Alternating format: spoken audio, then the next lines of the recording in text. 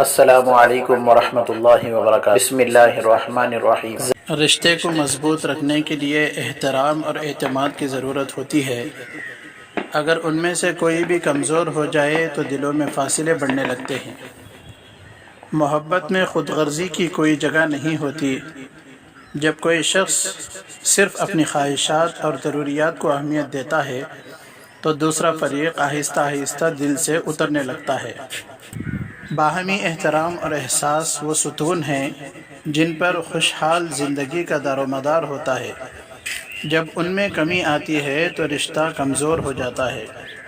رشتوں کو زندہ رکھنے کے لیے ایک دوسرے کی بات سننا اور سمجھنا ضروری ہے۔